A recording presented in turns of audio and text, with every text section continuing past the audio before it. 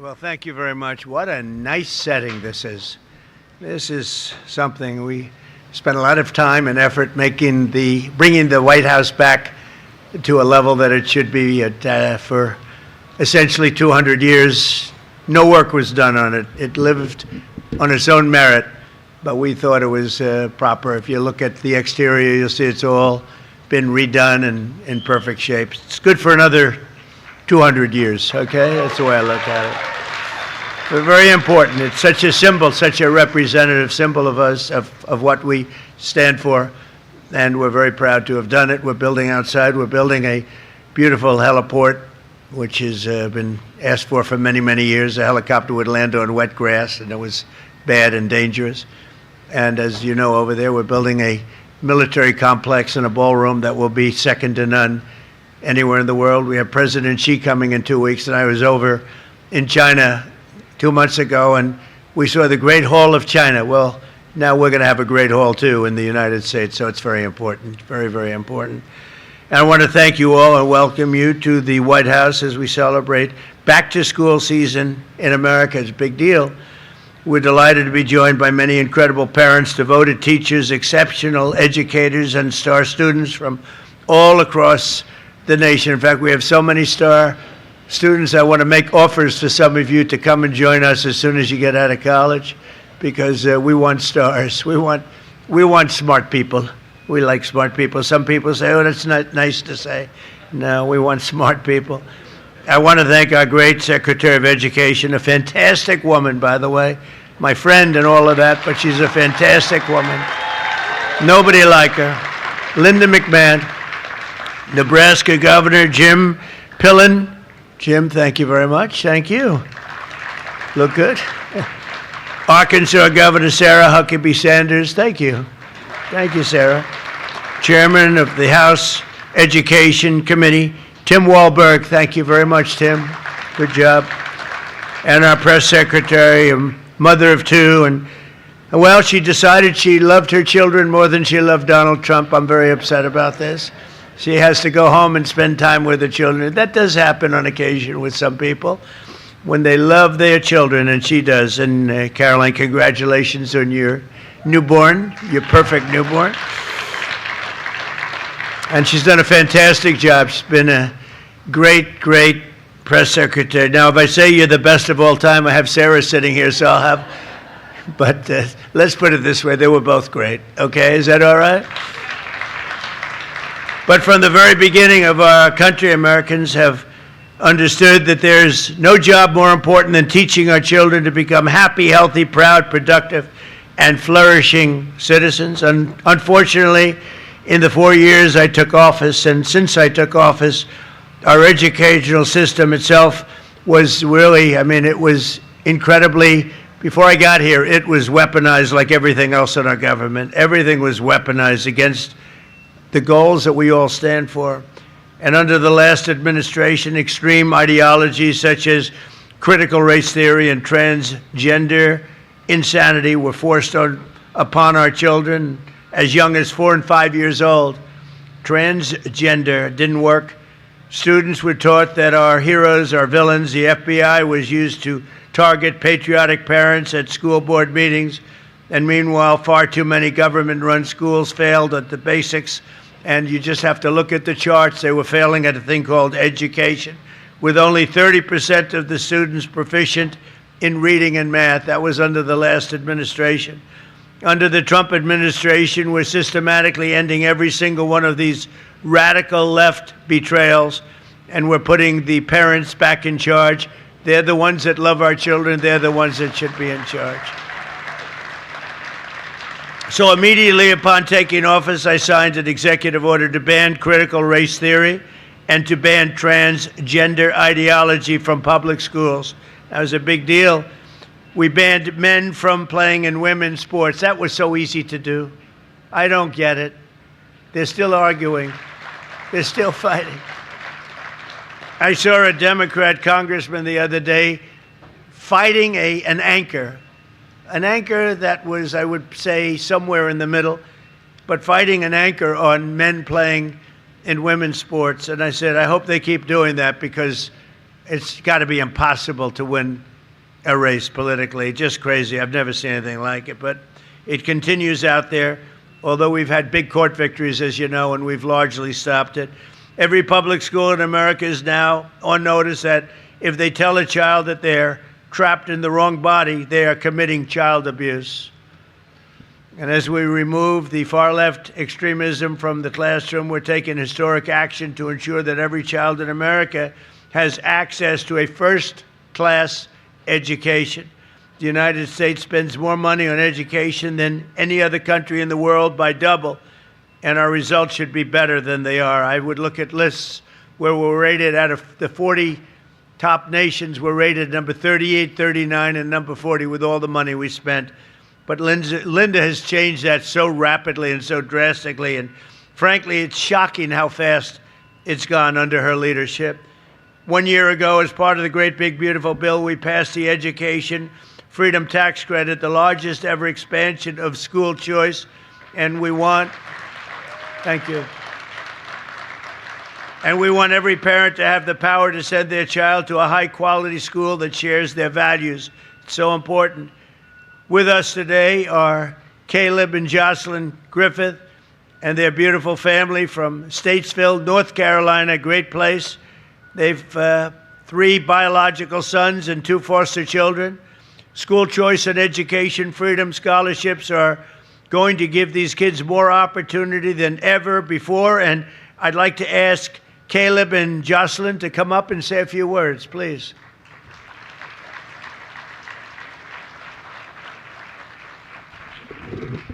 How are you? Nice to see you. Thank you very much. This is my lovely family. Mr. President, thank you for the honor of speaking today. I'm Pastor Caleb Griffith, and I'm joined by my 5 beautiful children. As President Trump said, 2 of them came to us through foster care, which is wonderful. But my children, one of them has autism, and one has developmental delays.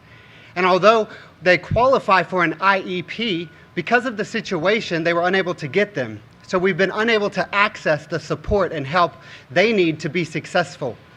And we're blessed to be from a state that offers school choice, and it has helped part of our children's educational needs. I personally have seen the benefit of the Opportunity Scholarship for my family and the school my children attend, Cornerstone Christian Academy, who is up for running for the Yaz Prize. But it's thanks to great organizations like Parents for Educational Freedom, who have helped 105,000 families just like mine access the Opportunity Scholarship. And now, because of you, Mr. President, and because of you, Secretary McMahon, the Educational Freedom Tax Credits will give my children the access to the services they need to be successful in the most formational years of their lives. I want to tell you, we only get one chance to educate our children, and our children are the future of America. The Bible says to train up a child in the way that they should go, and that's to parents, and this allows parents to do that. So on behalf of my family and every family in America that will access this, thank you, President Trump, and God bless America. Thank you. Wow. Thank you. What a great job. Beautiful, beautiful family. Whoop. He made it. Well, as many of you know, no one cares more about America's children and foster youth than our great First Lady. She works hard at it and loves the children. Through her Fostering the Future initiative, Melania is helping transform the lives of children and young people aging out of the foster care system. And she's bringing hope and countless, and you have to see so many people, so many phone calls, so much work, but really bringing hope to countless numbers of families and children, and it's really something to see. It's so difficult. They go through foster care, and then all of a sudden they're released into the world. And, you know, many people have something to fall back on, but they don't. They can't go back to their parents for a little help or for staying overnight or for staying for years in some cases. And it's a very, very tough. So I want to thank Melania. She takes it so seriously. She's done such a great job. It's been so effective. Thank you. And as part of the Great Big Beautiful Bill, we have massively expanded 529 education saving accounts tremendously. doubling the annual withdrawal cap from K-12 expenses to $20,000 a year, and allowing families to save the education and money for education at the private or religious school of your choice. So that's something that never happened before. Nobody could even think about doing it. They can't believe it's happened now. And it's largely Linda and her representatives that have done this. And now, for the first time ever, families can also have their 529 accounts to support homeschool education. And then, thank you. And then one of the biggest things of all is what's happened with the Trump accounts, where kids will have money. I mean, every child is given at birth, newborn, $1,000. And you're going to watch that money grow. People like Michael and Susan Dell have put up a tremendous amount of money, over $6 billion. But we have many people. Some people have taken on an entire state, like the state of Indiana, by a very, very fantastic friend of mine, Brad. Thank you very much.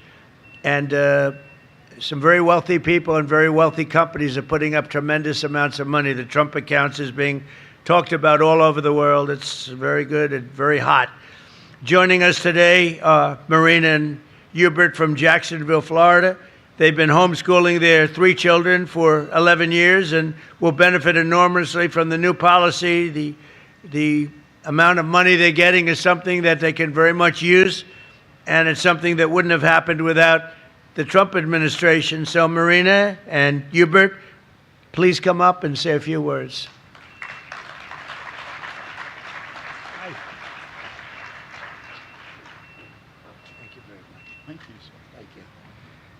Mr. President, thank you so much for this opportunity to be here. I have with me my beautiful family, my wife, Marina. We homeschool our 3 kids. We've been homeschooling for the last decade. My oldest son is going into 9th grade, my daughter going into 6th, and my youngest son is going into 3rd grade. Homeschooling is something that is very personal to me. Back in 1988, my parents made the decision to homeschool me.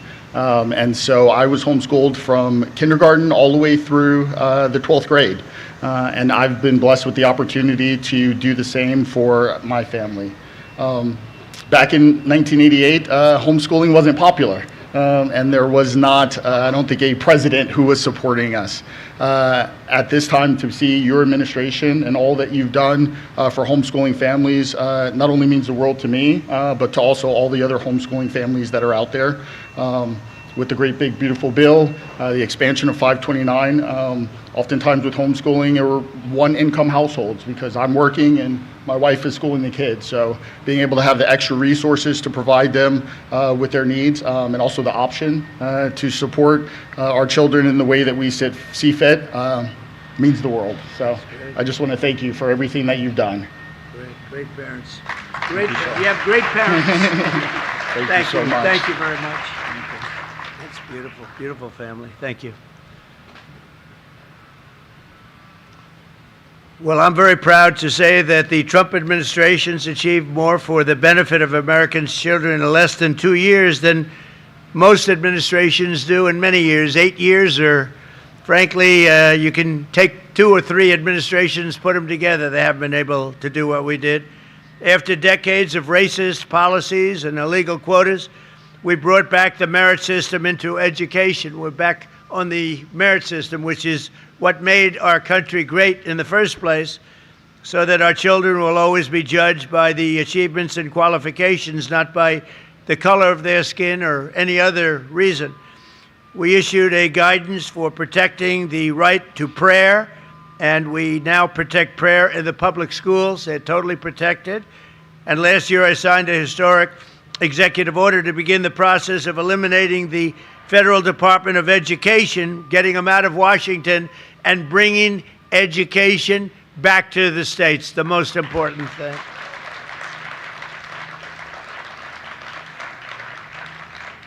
And working with me on the Council on Physical Fitness, we've proudly brought back a wonderful tradition, the Presidential Fitness Test. I signed the Whole Milk for Healthy Kids Act, which people loved, and the farmers love it because they know how good it is more than anybody. But the Whole Milk for Healthy Kids Act. They weren't allowed to have whole milk, if you can believe it. They could have anything else, but they couldn't have great milk the way it is supposed to be, paving the way for more than 30 million children who drink whole milk in school. And we introduced the Real Food Pyramid and reformed the vaccine recommendations to protect America's youth. We're making America healthy again. We're strongly requesting, even telling people when you get your shots for your young child, and this has to do, we think, with preventing autism, that you go to the doctor for 5 small shots instead of 1 big, massive shot. You do it in 5 different shots. 5 different shots. Small, little shots where those beautiful little bodies can handle it. And I think you're going to see a very big difference in the rate of autism, which is like an epidemic, what's happened with autism. And this year, as we celebrate the 250th anniversary of America's founding, we're also bringing back patriotic education for our youth through the Freedom 250 Mobile Museum. Students from over 3,750 schools are learning about the heroes who have made America the most exceptional nation in history. And we're teaching our children to love America, not to hate America. There's a lot of love going on right now. Our country's never done this well. We have billions and billions of different things happening, money pouring in at the rate of not even billions, trillions, over $19 trillion being invested in America right now. The last administration had less than $1 trillion in 4 years. We had 19, more than 19, 19.2 to be exact. And that's over a period of 12 months. We haven't even included the additional 5 months. So there's never been anything like that in history. No other country in the world has ever had investment like we're having right now being made, which is building factories, car plants, everything, all over, AI, all over the country at levels that nobody's ever seen before. No other country has ever seen what's happened. It's a revolution, a positive revolution. So in everything we do, we're empowering our nation's parents, we're restoring high standards and the pursuit of excellence, and we're proving that the golden age of America education is just beginning. And I want to thank you all for being here. You're incredible people. I know so many of you in the audience, but one in particular who's just an outstanding person, an incredible woman, Secretary of Education, Linda McMahon. Please come up, Linda. Thank you.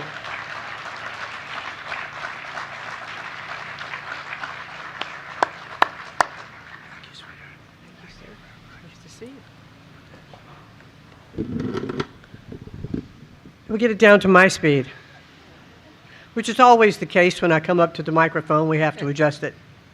Thank you, Mr. President, for assembling this incredible event this afternoon, because nothing is more important in our country than educating our students. Parents, educators, and students, happy back to school season.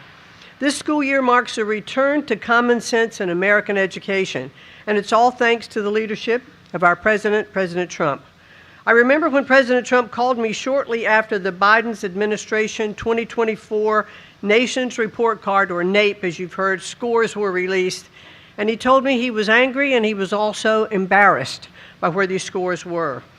We spoke about what a travesty it is that Americans have invested $3 trillion in a federal Department of Education meant to improve student outcomes, and yet only 30% of our students can read or do math proficiently. This is why President Trump demanded a hard reset to our education system. And under his leadership, we are delivering it. We are taking very deliberate and thoughtful steps to return education to the states.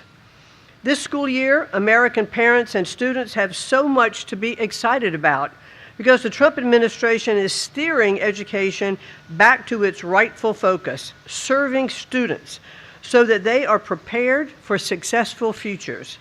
Our administration has cut billions in funding for radical DEI programs and redirected those dollars to teachers, classrooms, and results, supporting evidence-based literacy instruction, pouring record funding into charter schools, and energizing workforce training.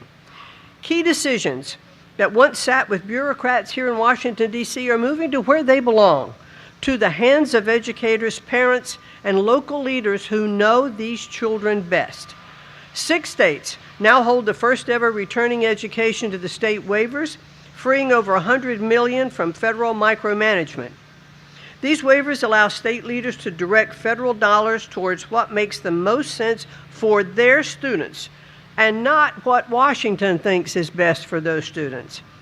Additionally, a record 25 states are exercising EdFlex authority, which allows them to immediately free thousands of local school districts from mountains of red tape without first having to receive approval from the Department of Education. And under President Trump's leadership, we are restoring parents' sacred role as the first decision makers in their children's lives. Children belong to their parents, not the federal government. And through the Education Freedom Tax Credit, President Trump has delivered the largest national expansion of education freedom in history for over 50 million eligible children, giving parents unprecedented freedom to choose the path that is best for their child. So it's no surprise that over half of our nation's states, both red and blue, have raced to this historic choice option, benefiting families whether their child attends public or private school. Parents can also rest assured that wherever their child goes to school, this administration is vigorously protecting their right to know what's happening inside those walls. After the Biden administration allowed schools to secretly transition students without parents' knowledge, President Trump is defending parental rights like never before. And at his direction, we are working hand in hand with the Department of Justice to ensure no school district ever has more power over a child than their own parents. Thank you. We've exposed states like California for some of the most widespread offenses and put schools on notice. If they subject children to radical experiments and sideline parents, they will lose their federal funding. Never before have parental rights been enforced at this scale, and parents are back in the driver's seats where they rightfully belong. Across every facet of education, these reforms are truly driving the progress that many promised, but only President Trump has delivered.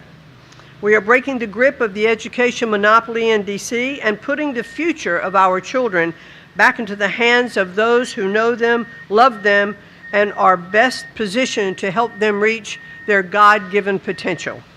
We will remember this as a turning point in our country, where thanks to President Trump's leadership, American education began to reclaim its place as the very best in the world.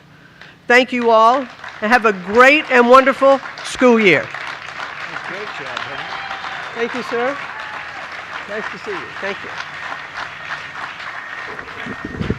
Well, thank you very much. Now, I don't know if anybody wants to do this, but I'm going to be walking down here in about